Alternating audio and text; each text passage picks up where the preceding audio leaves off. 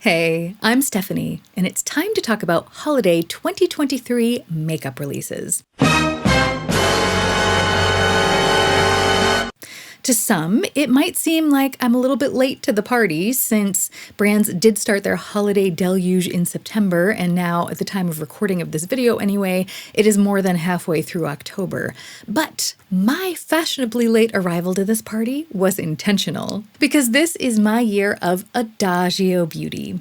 In other words, just as music is sometimes best enjoyed at a slow or Adagio tempo, I am trying to give myself the time to take things slow and just enjoy the beautiful makeup I already have instead of always rushing out to purchase all the beautiful new things flooding the market. And this is the spirit in which we will be discussing this year's holiday makeup releases. I have not purchased any of them yet because one of my goals for this year is to avoid impulse purchasing. And if you saw my most recent Adagio beauty update, you'll know my track record in this area is not entirely perfect, but I am working hard to get back on the bandwagon. Of course, just because I'm back on the bandwagon doesn't mean I haven't been tempted, especially by those sneaky limited edition releases that are oh so fleeting and could be gone and unavailable at any moment. Some of the permanent releases that just happen to drop during the holiday release phase are tempting me too, but that's not what we're going to talk about today. We are going to be focusing on the ephemeral makeup releases that brands use to flick that FOMO switch in my head to try to trick me into purchasing things that I might not need. Because I want to be discerning with my purchases. If I choose to buy makeup, I want to buy it because I truly believe it has a very good chance of adding value to my makeup collection for the next several months, if not years. And I don't want to just buy it because I am afraid I might be missing something. So that is why I'm trying to take my own sweet time. So we're just going to be talking about the limited edition releases that happened to get stuck in my head after receiving brand emails or watching other makeup-obsessed creators either talk about or review these releases. Now, I just pulled them from my brain, wrote them down, and then pulled up the brand website. And all of the info is currently pulled up over here. So if you see me looking off to the side, I promise I'm not ignoring you. And any creator I mention will be listed in the show notes because they are all worth checking out. Because we're focusing on limited edition holiday releases, the perfect place to start is with the infamous Makeup by Mario Ethereal Eyes palette. Infamous because it initially released last year for holiday. It immediately sold out, and then we were told we were never gonna get it, never gonna get it, never gonna get it, no, no, no, no, because it was limited edition. As so often happens with these coveted limited edition releases, people went off buying it on the resale market, paying 2 or 3 times the original price. Lo and behold, this year, it's back, and it's beautiful. I mean, look at that color story. That is my cup of tea. Boring mattes, shiny, piecey, sparkly dust. That is precisely my wheelhouse. But I don't want it, because I was under the impression that it was gone forever. So like any healthy adult, I moved on from my disappointment. I found a new lerve. The relatively recently released Natasha Denona I Need a Nude palette. I mean, if we put the two of those side by side, there are definitely distinct similarities in the color stories. Plus, Natasha Denona uses removable pans, a feature I often take advantage of. So as much as I am sure that that Makeup by Mario Ethereal Eyes palette is absolutely lovely, I'm no longer feeling the FOMO. In fact, if anyone should be feeling the FOMO in this situation, it should be Makeup by Mario, because their decision to make such a beautiful, neutral, like just generally loved palette, limited edition, led to them not getting my money. Moving on, Gucci decided they wanted to do the least this holiday season. So they are basically just re-promoting cosmetics from their permanent line, but with special limited edition packaging. And I'm not necessarily against that because, especially when it comes to their colors, Gucci is already very unique. As a result, I already have a handful of their lipsticks, but I still do have quite a few shades on my wish list. One of which is They Met in Argentina, which is one of the shades available in the limited edition packaging. And that means if I were to purchase it now, then I would be able to see it whenever it was on my vanity because the packaging is different from my other Gucci lipsticks. And so I do think that that is a potential reason to buy it, but will I? The answer is no, because project panning has taught me that it takes me a very long time to go through a lipstick, and a more intense shade like They Met in Argentina would take me even longer because I don't use those shades nearly as often. And I currently have enough lipstick, especially in bold shades, to hold me over for a while. So no to the lipstick, but the bronzer. Oh my gosh, I have lusted after shade 1, the lightest shade of this bronzer, since its release years ago. So is the limited edition packaging going to make me pull the trigger? The answer is no, because the geometric design on this kind of gives me a headache whenever I see it. So I would much rather have the Gucci bronzing powder in shade 1 in the classic, original, plain turquoise packaging so that I can use it headache-free. And because that product is part of their permanent range, I don't feel the need to rush out and buy it, which is nice. And because I'm currently in the process of curating my bronzers, I want to make sure that I fully have my thoughts on them, that I know exactly why I have each one that I have before I even consider thinking about spending money on another bronzer. I do kind of wonder why they didn't come out with a third Beauté des Yeux palette though. Maybe they weren't selling well? I know a ton of people bought the first one, me included, but there was a dud shade in here. This kind of pinky shade here just had a very flaky, dry formula. And to have such a difficult to use formula in a palette at this price point is inexcusable. And I saw a lot of people feeling the same way, and I have since seen a ton of creators declutter this. The only thing I can think of, and this is really a shot in the dark, is that maybe people got burned with this one, and then last year's version didn't sell well because nobody wanted to risk it. I mean, it's understandable. You get a dud shade in a palette at this price point, and I wouldn't want to risk it again either. So come to think of it, I didn't even see a single review of the new one. So maybe Gucci just really shot themselves in the foot with their one absolutely heinous shade and no one's interested in buying their eyeshadows anymore? Which would be kind of a shame because I actually really like the rest of the shadows in here. So I would love to see more of these. Although maybe it's good that they're not releasing more because then they would tempt me. But alas, there apparently are not any Beauté des Yeux palettes on the horizon, which brings us to Dior and their Blooming Boudoir collection. Did they know that Gucci was ditching the opulent flower palettes and they decided they would try to take its place? Because although Dior's collection is obviously very different, am I the only one who thinks they look related? Also, what is happening with spring during the holidays? Has anyone else noticed all the springy, pink, purple, lavendery, blue, pastel-leaning releases? Either all the brands have finally decided it's time to tackle the warmer climes, or maybe global warming is just making everyone feel like flowers should grow in December. But back to the makeup. Dior have recently reformulated all of their cosmetics so that they can call themselves a clean beauty brand. And that means that the shelf life of a lot of their eyeshadows is now only 6 months. Now, I am not the kind of person who lives and dies by the expiration date on my powder cosmetics because I store mine in a dry environment, I regularly clean my brushes, and I regularly use cosmetic sanitizer. So I feel like as long as it's performing and it's not having an adverse effect on my skin, it's fine. But my cosmetics have preservatives in them, and a lot of clean beauty brands don't. So I don't want to pay luxury prices for makeup that will potentially be trash in 6 months. So other than seeing this packaging and going, ooh, that's pretty, I honestly haven't even taken a really close look at the color story to contemplate whether I'd even use it or not, because there's just no way I'm going to risk that amount of money if I don't know it's going to last. The same thing goes for Dior's holiday quints. They came out with a silver and a gold version, which feels much more traditional holiday to me than the flower motif. Both of these look lovely, but same deal. I am not going to pay even for a lovely quint that could expire in just a few months. I feel like next year we'll start hearing back from the people who've purchased the new formula, and we'll know a little bit more about if the formula changes within 6 months or if it's one of those boundaries that you can push. But for now, I feel like they're just making it very easy for me to pass on these because otherwise they're very pretty.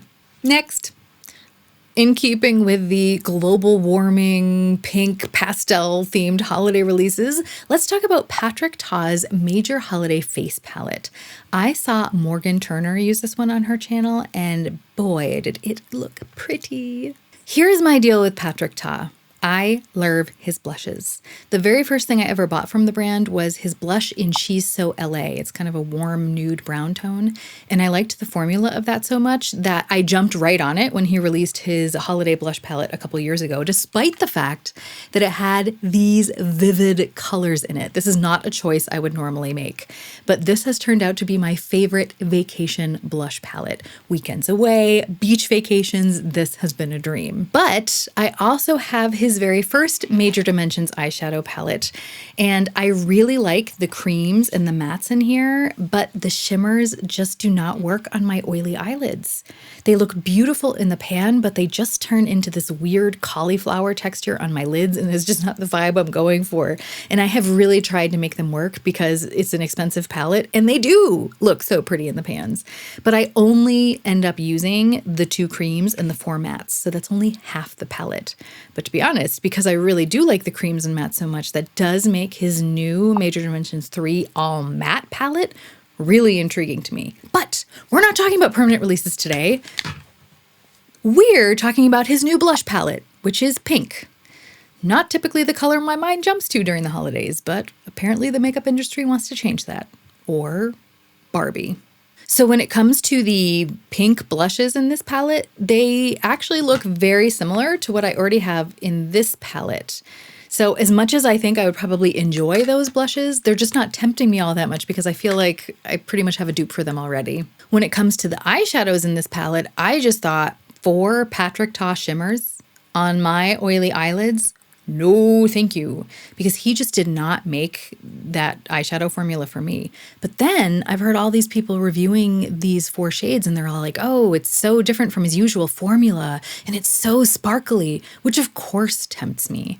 But even if those 4 eyeshadows are the best in the whole wide world, the idea of having 4 glitter-filled powders in the same packaging as 4 matte blushes just seems like a makeup disaster waiting to happen. There is no way those blushes are staying matte. There's going to be glitters all over everybody's face when they're using this, because we all know glitter gets everywhere. It is the master infiltrator. So I'm ultimately not tempted. Continuing on with this year's holiday global warming theme, I saw Lexi Zhang review the Clé de Peau holiday collection, which is kind of under the sea themed. Not only does it have bright, springy, tropical colors, but is it also hinting at sea level rise? Do the makeup people know something we don't? Are they trying to prepare us? Apocalyptic thoughts aside, I have been very curious to try out Clé de Peau's new eyeshadow formula, which just came out this year. If you've been following me here on YouTube or over on Instagram, you might have noticed I'm starting to experiment with color. It's something very new to this neutral girl, but Clé de Peau's new eyeshadows look like they are made for the new me. They have colorful options, but the formula has that luxury subtlety thing going for it. So I have been really attracted to the Purple Ocean Twilight colorway, and the blue one, and that coral one. But we're not talking about the permanent line today. So let's get back to the 501 Visions of Radiance quad, which is their limited edition holiday quad. And it looks pretty. Like you could create the most luxurious sunset eye with it. And the packaging looks so pretty. And the overspray looks really pretty. But you know what? That overspray is going to be gone as soon as I use it. So I'm just going to ignore the pretty little seaweeds. Plus, when we think about it, is seaweed really pretty?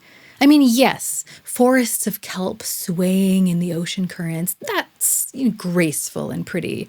But the reality, my lived reality of seaweed is very different. Normally I'm coming up from the water and it's all stuck in my hair and it takes forever to get out. So you know what? I am going to channel that experience of seaweed, and I am going to simply click away from the Clé de Peau website before I put that quad in my basket. Moving on to yet another pinky purple mermaid themed release, the Charlotte Tilbury Beautyverse palette. I have to admit, when I initially saw this release, I immediately went to the product page and put it in my cart. But I tamed the makeup monster and I did not buy it. And now that I have had time to contemplate it, I am so glad I didn't pull the trigger. Because if I use cool logic and experiential evidence to analyze this palette, I simply do not like the way those matte shades pair with a lot of those shimmers. Charlotte Tilbury mattes have a gorgeous, soft, blendable formula, but they do always tend to pull warm on me. And these mattes, they look pretty warm even in the pan. But when I look at the shimmers, a lot of them seem pretty cool toned. Now, I realize you can pair cool and warm tones in one look, but that's just not something I tend to do all that often. And then, the final nail in the coffin, I saw both Haute Mess Tom and Lauren May Beauty use this palette. They both have very different looks, and those mattes definitely pulled warm on both of them. That confirmed it. This palette is dead to me. Hallelujah. Now we come to Tom Ford, my Achilles heel. And once again, we have a brand releasing a very pinky palette for the holidays, the Private Rose collection, which includes the Rose Tease Quad and the Rose Lip Oil Tint. Now, I am tempted by the Rose Tease Quad, but we'll get back to that in a second, because what is really getting me is this Rose Lip Oil Tint. Maria from Night Star Beauty was raving about this, and I'm used to navigating the beauty community by now. I know that just because a person I likes a product doesn't mean I will like the product, if you know what I mean. But the way she talks about makeup in general and this product in particular makes me think that I would actually really like it. So I am interested in trying it.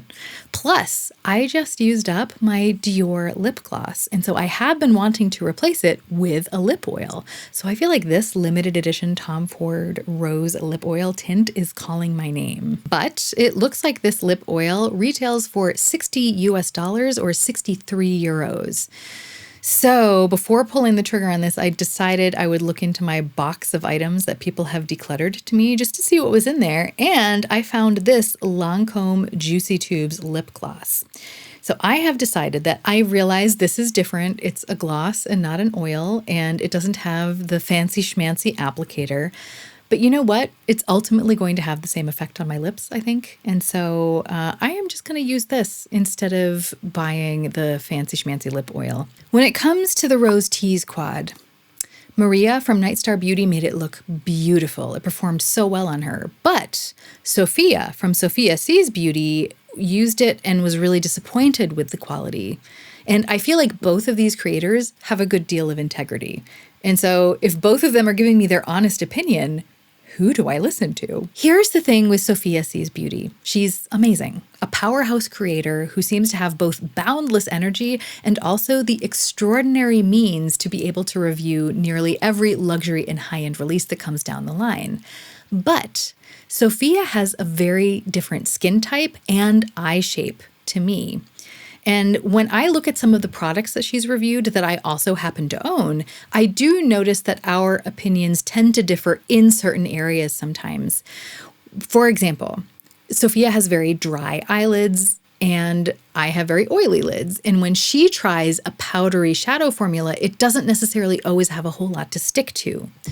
Maria, on the other hand, has oily hooded eyelids like me. And so when she tried the powdery formula of that Tom Ford quad, it didn't look powdery on her at all. It looked gorgeous. And so even though I enjoy and I trust both creators equally, I do think it would be more logical for me to listen to Maria's opinion in this one particular case, simply because she and I have more similar canvases. So, am I going to get it? No. I think this is one of those times where it's good to be Delulu. So what I'm going to do is pretend that Sophia and I have the same skin type, and I'm going to let her talk me out of this palette because I just bought the Tom Ford Forbidden Pink palette this summer, and I am using it and enjoying it. And I only have one face. I can only wear so many pink eyeshadows at once. So to make a long story short, I don't need it. You know, this video could have been a lot shorter if I just said the name of each product and then I don't need it. But where's the fun in that? Tom Ford also released his annual Soleil Neige collection. And this year it includes 2 Soleil Neige highlighters and the Lumiere d'Hiver eyeshadow quad. Why am I so into this quad? I could probably dupe it 5 times, maybe 10 times over with shadows that I already have. But none of my dupes are Tom Ford. And that is the crux of the matter. I have a thing for Tom Ford. It's It's kind of embarrassing, really. But I like the format. I like his formula. Plus, you know what I think it is? I think this quad reminds me of his coveted Metal Lust quad that immediately sold out and I never even got to see. And I think this is tickling that FOMO. But I am going to be strong and pass because I do not need to dupe my own collection. Stephanie, we're so shiny. Do you hear that? Smear us all over your face. It's those Soleil Neige highlighters. They're calling to me. They're like, Sure, you've tried powder highlighters, but you've never tried Tom Ford powder highlighters.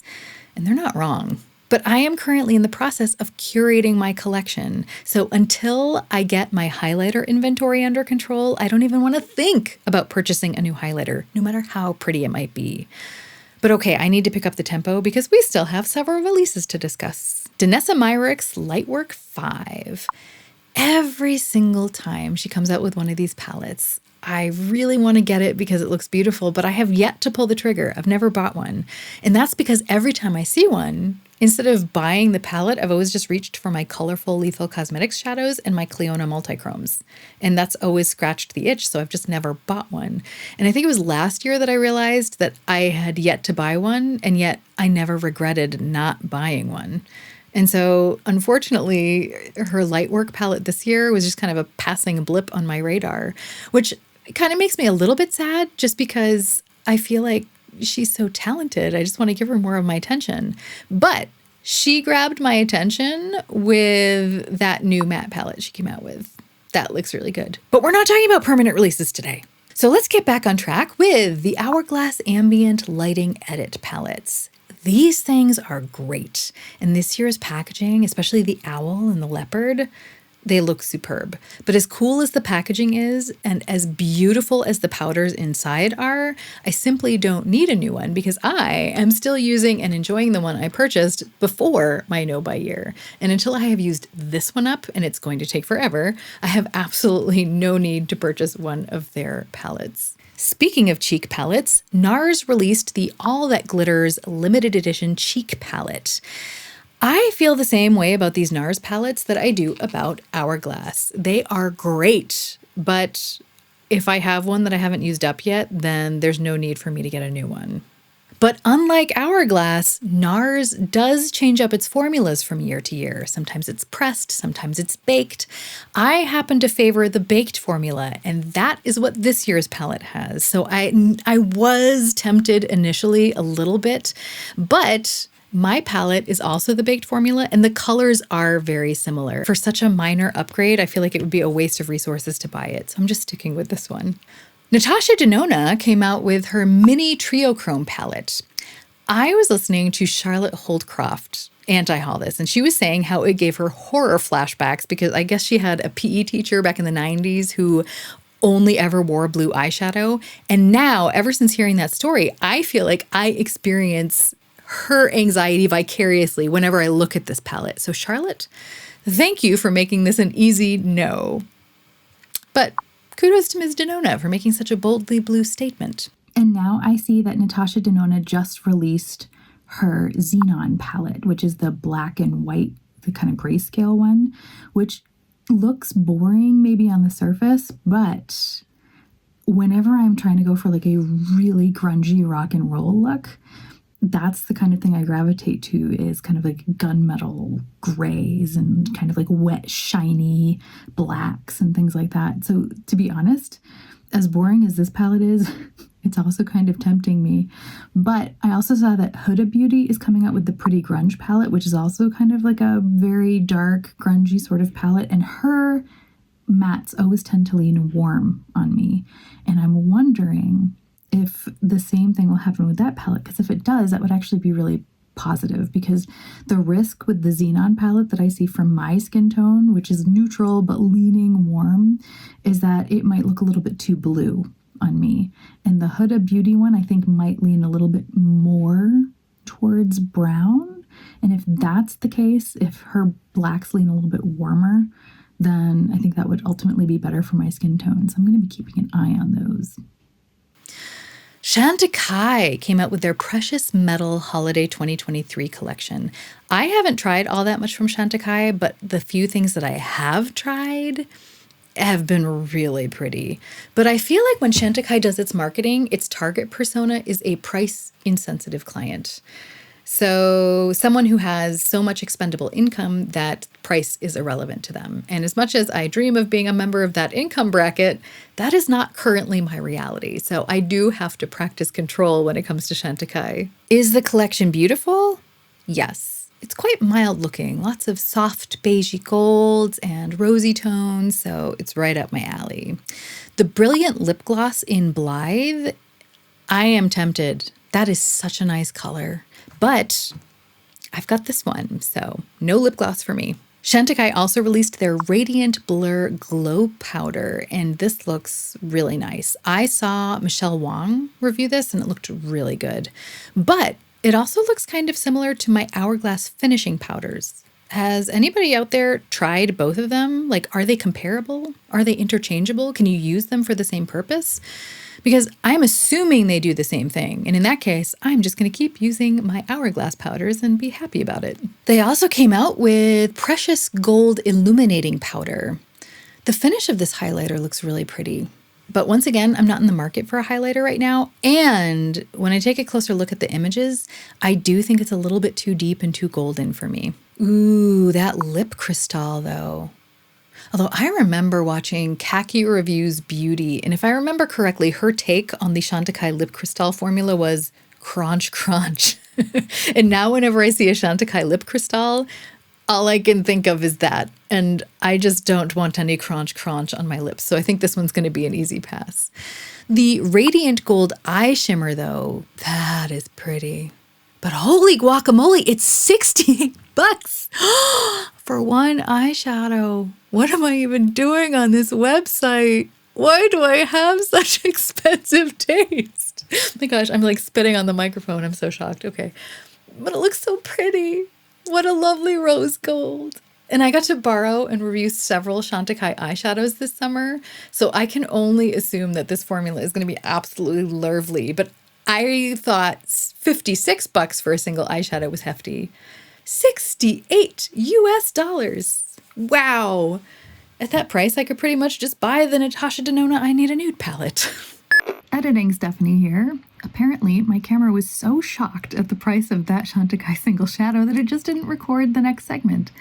Basically, I talked about the Moondust palette by Urban Decay, the Space Rider palette, because I know 2 of them came out. That's the warmer one that has the shade Space Cowboy in it. And when I first heard about it, I was like, well, I don't need it because I do have Space Cowboy. But then I saw the other shades and I was like, but I don't have the other shades in the palette and I really like them. I saw, was it Makeup by Rach 18, I think? First I saw her eye swatches and I was like, well, maybe I do need it. And then, of course, I saw Riley from Seeking Shifts swatch it. Anytime she swatches anything, I'm just like, ooh, I need that. But luckily, she also did comparison swatches. Thank you, Riley, for saving me, because it made me realize that as lovely as the Moondust Space Rider palette looks, and as much as I still kind of am tempted by it, I'm not going to get it because I would rather invest my money in testing out Phytosurgeons. It's a brand I've heard a ton about, but I've never tried anything from them. And Riley swatched a couple of those shades in the comparison swatches, and I was like, I think I'd rather try that. So I don't know when that will happen, but it's on my list. It's actually been on my list for a while, but this is my excuse now. I'm going to pass on the Moondust palette, and I'm going to go for Phytosurgeons at some point. Speaking of sparkles, let's talk Chanel. They came out with their Roaring Twenties Holiday 2023 collection, and the Lumiere Graphique eyeshadow palette is really tempting me. I have seen so many people apply this on camera, and it looks amazing on everyone. Plus, I've never tried Chanel eyeshadows before, and that makes me even more curious. I particularly enjoyed Heba's review of the entire collection. Just like all of the other creators, she'll be linked below. You can find her at Heba S, and if you enjoy luxury beauty, she just has such a calming presence and is a joy to watch. But stay on target, back to the palette. It is $88 US for 5 shadows, which compared to the Chantecaille single shadow is an absolute steal. But did anyone else watch Marlena Stell's recent video on the costs that actually go into making makeup? I will link that below because Marlena used to own a brand, so she knows all about the costs that go into the business of makeup, and I found that video intriguing. You should be warned though, I haven't been able to look at makeup quite the same way since. She was talking about nitty-gritty pricing elements, for example, how brands will often take a generic base component and then they'll just make slight adjustments to it to customize it to be in line with their branding. And ever since she said that, whenever I look at that Chanel eyeshadow component, all I can see is this. This is from Lancôme. It is also a Quint, and it looks like it is the exact same packaging. It just has a different logo on the front. The inside tray is a little bit different, but that's also interchangeable. So it looks like they just shifted the position of the tray and put a different logo on the front, and it's the exact same palette. I mean, obviously the powders are different. They have different embossing. They have different formulas, but still, it opened my eyes to how much I could be potentially paying just to get that little Chanel logo on the front. But then I look at the way those Chanel shadows are looking on everyone's eyes, and I think, they do look pretty superb. And the truth of the matter is that I have found in my own experience that luxury formulas are often easier for me to wear nowadays. I think it's because a lot of those formulas are made for more mature eyes, and that's the direction my skin's going. And so I just feel like there's a reason that I'm kind of leaning more towards those sorts of luxury formulas. But Marlena's video gave me pause, and at the moment anyway, I am simply not willing to pay $88 simply to have that gold CC on the front of the packaging when I have this for half the price. Okay, we only have one more collection to go. The Pat McGrath Bijoux Brilliance collection. I know, everybody's disappointed in the Pat McGrath brand right now. Everyone except me. But I get it. The whole vibe of the brand has definitely changed since its beginnings. But truth be told, I wasn't necessarily into her stuff for the vibe. I was more into it for the colored dirt she puts into pans. I am a simple person. If I like the colored dirt you sell me, I keep buying it. And I just recently purchased her Mothership 10 palette this summer, and I'm really enjoying it. But one thing I have always wanted to try from her has been her blushes, and I have yet to ever try one. Then I saw that she released this palette. Starstruck Splendor is what she's calling it. It has 2 blushes. It has nude pinky mauve shadows and 2 pops of green. That is 4 chef's kisses. The only problem I can really see with this palette is that every time I see the name, I read it as the Starbucks Splendor palette. I gave up caffeine several months ago, and maybe my subconscious is trying to inform me of my hidden desire for a cup of Starbucks. Also, the packaging. It's Bridgerton, right? It almost looks like they were planning a 3rd collaboration with the Bridgerton franchise that fell through at the last moment. And then they're like, well, I guess we'll just use that for the holiday release. Which, you know what? Good for them. We need to save all the resources we can, or humanity is going to be drowning in our own product packaging. Aesthetically speaking, I'm not really into the packaging, but I am here for those blushes and the pops of green. Also, have you seen the Lunar Nightshade Quint? That does not look like my typical color story, but I really like it. I want to smear those blues all over my face. I want to look like a cosmic smurf. And the Sunset Romance Quint. That one, on the other hand, is very me. And I would love to have a travel-friendly version of Pat's Pinky shades since her motherships are too clunky to bring with me on the road. So that one really is tempting me as a utilitarian palette. At one point, I did have all 3 of these palettes in my shopping cart, but I did not buy them, despite the fact that I know how useful those Quints are, because I received one of these last year for Christmas, and so I know exactly how useful this format is because I have been using this and enjoying it all year. I was able to resist buying those palettes because I already have this one from Pat McGrath from a couple years ago. And don't these two shades look like they're kind of related to the Lunar Nightshade palette? And doesn't this green look like it could be from the Starbucks palette? And I mean, rosy tones, what Pat McGrath palette doesn't have rosy tones these days? So the only thing this palette is missing is the blushes and the convenience of the Quint format. But you know, who says Pat has to come with me every time I go on the road? So I was feeling all sorts of good about my cool logic and my ability to exercise self-control. And then I saw this Forever Nude Trio that has Pat's bronzer in Nude Honey, which is the only shade I'm really curious about. It has one of her Divine blushes in Naked Peony, so I could try out her formula finally. And it even includes a Divine Glow highlighter. And I have been curious about her highlighter because I've heard several creators talk about them, and they always look marvelous on screen. But like I said, I'm not in the market for a highlighter or a bronzer or a blush, really. So I don't need it. And somehow this palette ended up tempting me the most. So maybe if it goes on super sale or super sale or like super mega clearance sale after the holidays, maybe then I'll think about picking it up. Because after liking her eyeshadow so much, I really would like to try her cheek products. But who says I'm even going to like those formulas? Just because so many other people do doesn't mean I am going to be as big a fan. And also, I don't want to fall into the limited edition mindset. So I'm just going to wait. And maybe if there happen to be any leftover Forever Nude palettes after the holidays, maybe I'll be able to find one on clearance and get a super good deal. Or maybe I'll just realize I don't need it and I can happily move on without it. I'm just going to stick to my Adagio beauty speed and we'll see what happens. And with that, I believe I have managed to successfully talk myself out of purchasing every single holiday release I was potentially interested in. How are you approaching this holiday season? Have you purchased any of these things? If so, what have you really been enjoying? Or are you trying to slow things down like me? If so, how are you handling the onslaught of all these beautiful things? If you're still watching, wow, I am impressed. Thank you so much. I hope you'll like, comment, subscribe, all that jazz. But even if you don't, I hope you have a great week and we can all remember that even stumbling can be a form of moving forward. So let's stumble in style.